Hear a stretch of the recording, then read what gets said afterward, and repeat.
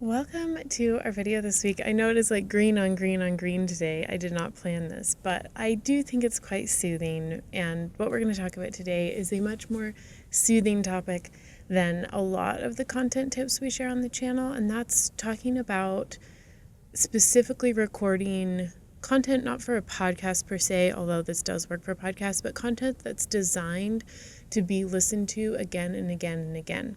I'm talking meditations, affirmations. Obviously, music would fall in this category, but I'm not a music producer. I'm a, spoken word content producer. So I want you to start to think of content that you might create or have created or want to create that literally is designed for your audience to repeat listen to. And I've worked on many different kinds of projects like this with clients through the years. Sometimes we put it on their podcast. Sometimes we have it as like a special bonus that's part of a course or a challenge. Sometimes it's like a bonus for a book. Like, hey, you can listen to these, recorded meditations. And then I've actually had clients who are meditation teachers who record actual meditations that we post on the podcast or on their YouTube channel specifically as a free service to be listened to again and again and again by whoever may need them. So this is sort of a mixing of mediums when you do this, because obviously podcasting was built for something else. But as we've talked about on this channel many times, podcasting is evolving so rapidly and has been evolving since its inception that putting other kinds of media on your podcast that are designed to be orally experienced first can work really well. And there can be some really great, very popular offerings you can make. And I wanted to focus on it today because I think sometimes when I'm talking to clients about maybe a new season of their show or increasing downloads or thinking about how we can serve their audience, it's easy to be like, oh, we just have to make more episodes the same way we've made episodes. But the truth is, if you've kind of figured out how to make podcast type content, you actually are in a pretty good place to make a lot of different spoken word content depending on your strengths and your industry and what you're known for. So I'm going to just kind of share with you how this works, and hopefully it'll spark some ideas. Maybe you're already like, oh my gosh, I have meditations that I need to record tomorrow. But maybe this is something you never thought about. So first off, when you think about doing some type of spoken word content that you would post on your podcast type channels that isn't traditional podcasting, obviously meditation is a super popular one for a variety of reasons. Meditation has become much more popular in the West in the last several decades, but it's really popular right now because we're kind of at peak stress and anxiety in world events and in culture in general. Obviously, through the pandemic, there was a lot of isolation. There was a lot of need for mental health support. And so the amount of people who are consuming recorded meditations is like never greater. The cool thing about recording meditations is that you can put them on your podcast. You could put them on a free app like Insight Timer. You might partner with an organization that wants to feature you as, a teacher or whatever you want to call it. And so you can actually kind of multi-purpose these recordings, and you already have the tools you need to record them, right? If you're a podcaster, you already have access to a good microphone situation and a recording situation. And so I just want to remind you that you already have tools to do this. Obviously, with meditation recordings, it's really important to make sure your audio is good. The most distracting thing that you can possibly have during a meditation recording is some type of weird interference, whether that's echo or white noise or background noise or just a poorer quality of sound. So this is the one time I'm like, no, actually really put in the extra effort, whether that's, putting yourself in a different room, your closet, whatever, that has a ton of sound dampening, or going to a professional studio. When you record a meditation, it's totally worth it. So that's one thing to consider. Do you have an audience that would want meditations from you? Do you have any experience with making that kind of content? Obviously, the answer to that question. And, meditations have so many different forms. I'm speaking in the most general of terms when I say meditation.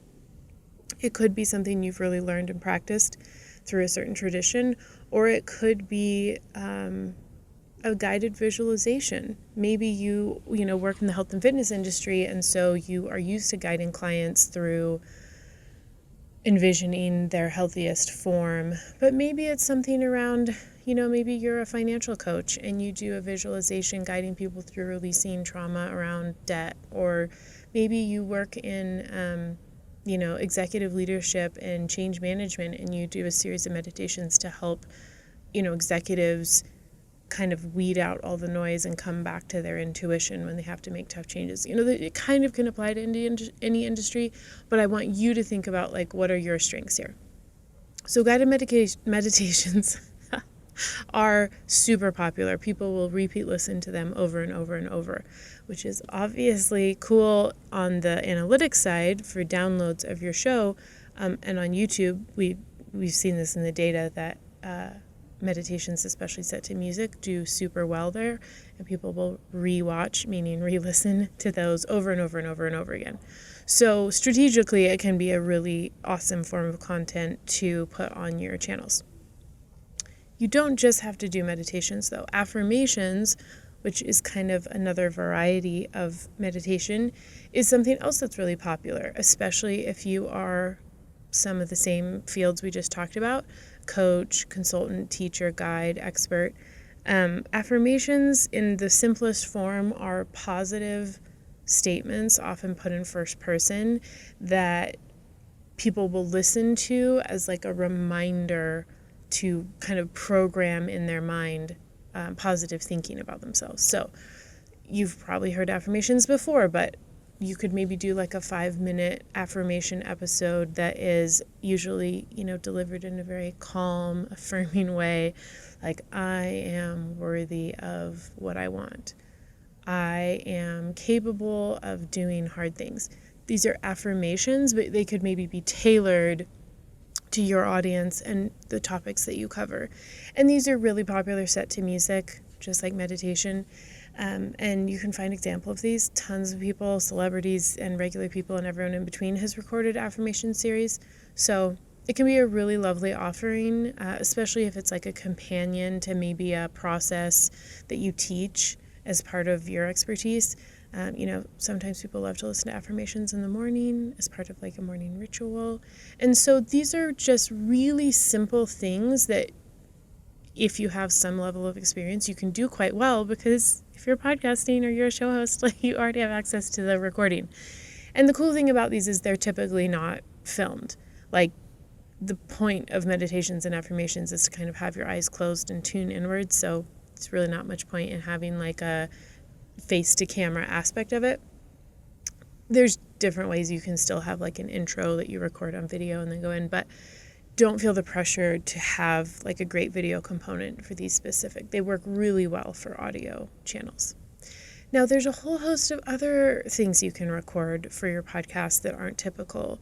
I often encourage my clients who are also authors to read parts of their books as companion episodes on their podcast.